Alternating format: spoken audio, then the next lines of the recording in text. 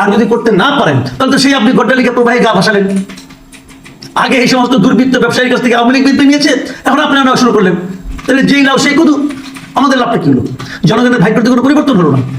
আমি আপনাকে আহ্বান করবো, আপনারা অতি দ্রুত এতদিন যত টাকা পেয়েছেন সব টাকার হিসাব পাবলিক ডোমেইনে অনলাইনে আপনারা ওপেন করে দেন। কার কাছ থেকে কত টাকা পেয়েছেন, প্রত্যেকটা নাম, প্রত্যেকের নামের তার কোন ব্যবসা প্রতিষ্ঠান এবং তার কাছ থেকে কত টাকা পেয়েছেন তার একটা হিসাব দেন। যদি কাউকে 10 টাকা পান সেটাও বলেন, অমুক আমাকে 10 টাকা দিয়েছে বলেন।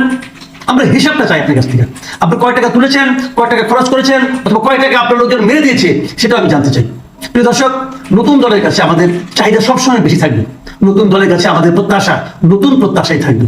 সেই নতুন প্রত্যাশা যদি নতুন দল না মেটাতে পারে, তাহলে নতুন দলের সাথে পুরাতন দলের কি পার্থক্য রইল? প্রিয় দেশবাসী, আপনারা যে যেখান থেকে ভিডিওটি শুরু থেকে শেষ পর্যন্ত দেখেছেন আপনাদেরকে অসংখ্য ধন্যবাদ জানাই। আর যারা এই ধরনের নিউজ লাইভ দেখতে ভালোবাসেন তারা অবশ্যই ইউটিউব চ্যানেলটি সাবস্ক্রাইব করে রাখবেন আর এই ভিডিওটি শেয়ার করে অপর ভাইকে দেখার সুযোগ করে দেবেন। তাহলে সবাই ভালো থাকবেন, সুস্থ থাকবেন। দেখা হবে পরবর্তী কোনো দেশের আপডেট খবর অথবা নিউজ নিয়ে। আসসালামু আলাইকুম।